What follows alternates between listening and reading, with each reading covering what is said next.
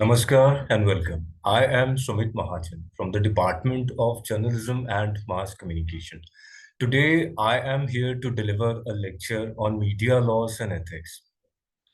Media laws and ethics is a very interesting subject. This is a subject which is offered to students pursuing their studies in journalism and mass communication. Here, the objective of introducing and teaching the subject in the course program is to help students build a complete understanding of the subject. See, it is very important to understand the meaning of the subject first before we study, before we go through the subject. So let us start with media. Let us understand what media exactly means. What do we understand by media? As you can see on your screen,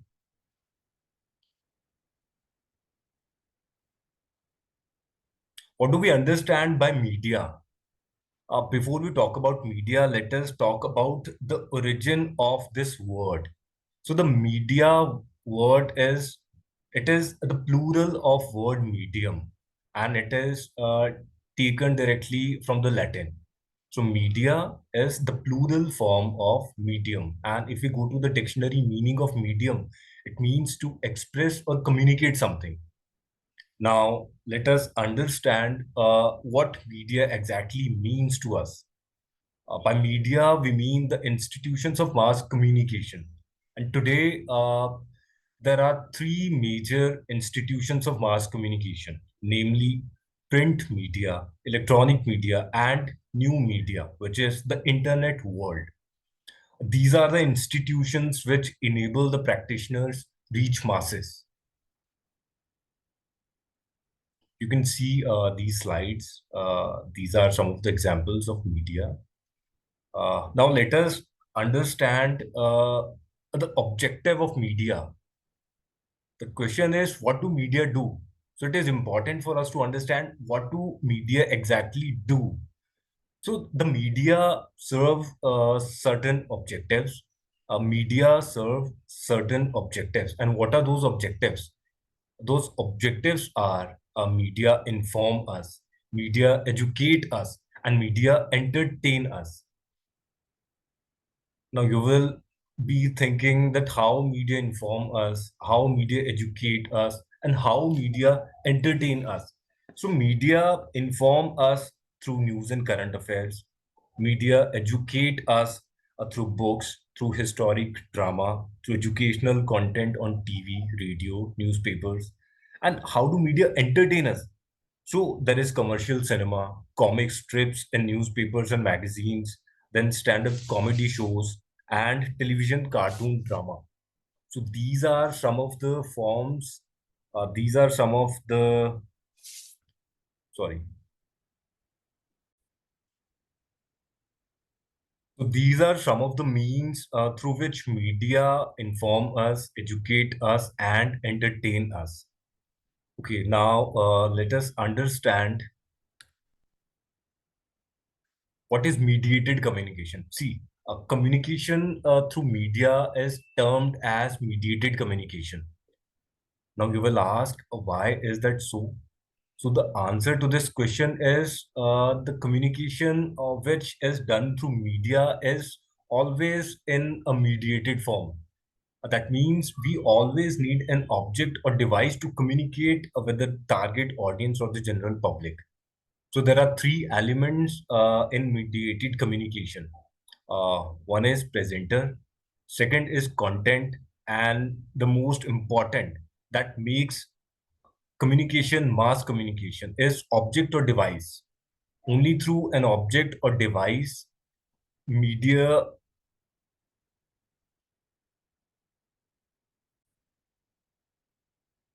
yes, only through this object or device, intended message is delivered to the target audience or the general public through a mediated form.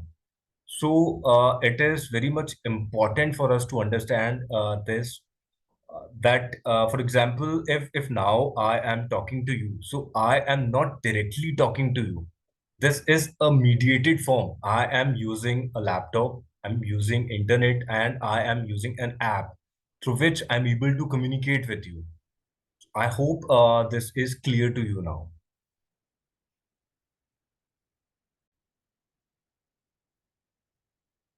There is a common notion among people that TV news, print news, or the internet news is the only media. And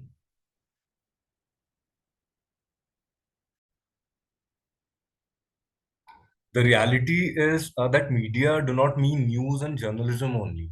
There are various kinds of media for communication. For example, you can see on your screen, there are books, there are newspapers, magazines, television, radio, cinema, theater, then music, and various kinds of software are there today to communicate with people.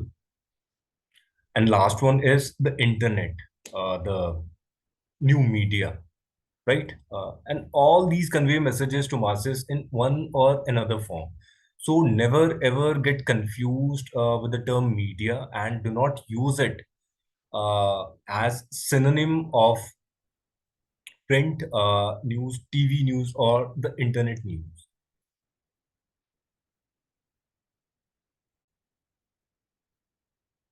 I hope now you have an idea about the term media. I was talking about news and journalism. So let us talk about these terms also. What is journalism?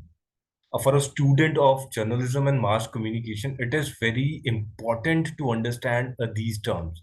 If anyone asks you what is journalism, so what would be your answer?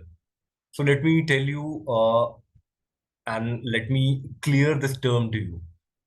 So journalism is an activity devoted to public service, where a practitioner collects news and information, process it, contextualize it, and then presents the collected matter via means of mass communication. So this is journalism, an activity devoted to public service, where a practitioner collects news and information, process it, contextualize it, and then at last presents it through the means of mass communication, right? And what is a news? This is a very common term. So everything which is unusual, something new, it is new. For example, uh, there are elections going on in the country. For example, take example of 2024 general elections. So this is a big news. If we consider we live in a democracy, and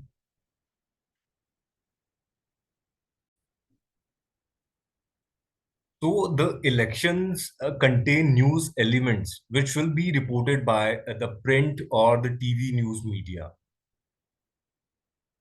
right?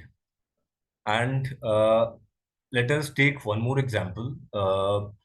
The day-to-day work of the government. The government is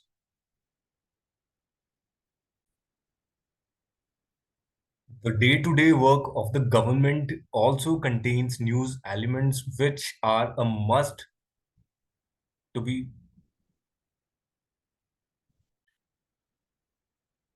The day-to-day work of the government also contains news elements which needs to be reported through the TV or the print news media. I hope now this is clear to you what is news and what is journalism. And keep in mind, print news, TV news, internet news is not the only media.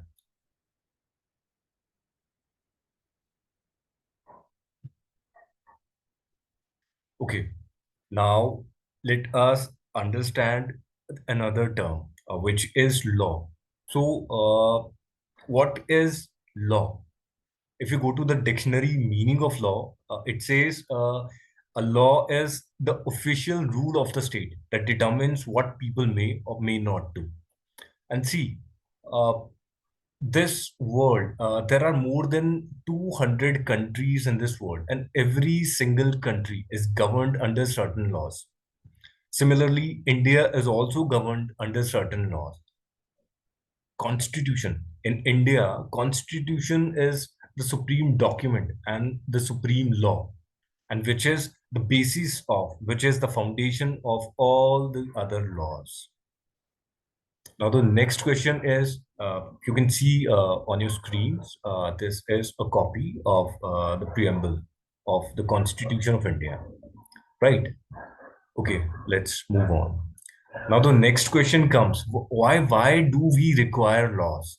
So the answer to this question is very simple. Laws are required to regulate the conduct of people. Let us understand this with an example, right? Let us understand this with the help of an example. Okay. We humans are of different temperaments and behavioral habits. And if every single being is allowed to act as per their wish, there will arise a situation of chaos. अगर हर किसी को अपने मन मुताबिक करने दिया जाए, तो देश में उथल पुथल मच जाएगी. And who will be responsible then? So, to restrict people or to equip people with rights and liberties, laws are framed. And I'm sure you all are aware about the process how laws are framed, right? Laws are framed in parliament, in state assemblies, and then after implemented through government and bureaucracy. Okay. And we, as citizens, ought to abide by the laws, and we as citizens ought to abide by laws. There are punishments for offenses or crimes depending upon the nature of offense or crime committed.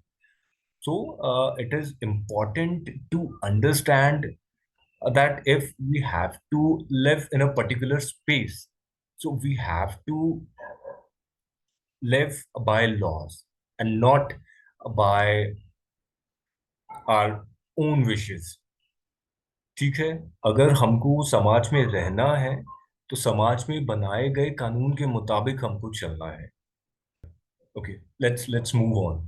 Let us understand what are ethics. So ethics are a belief about what is morally correct or acceptable. We can say ethics are a set of basic rules and principles that help us differentiate between what is good and what is not. And this is the nature of human intelligence, that we are always able to differentiate between what is right and what is not. I hope you are getting what I'm trying to say. Okay. Yes. There are numerous laws framed to regulate the conduct of media institutions, along with self-regulated code of ethics adopted by the Press Council and some other institutions as well. So we will talk about those laws and ethics in the next video lecture. I'm sure very soon you all will be able to talk about these terms, and very soon you all will get familiar with the philosophy of this subject. Till then, keep reading, keep learning, keep growing. Thank you.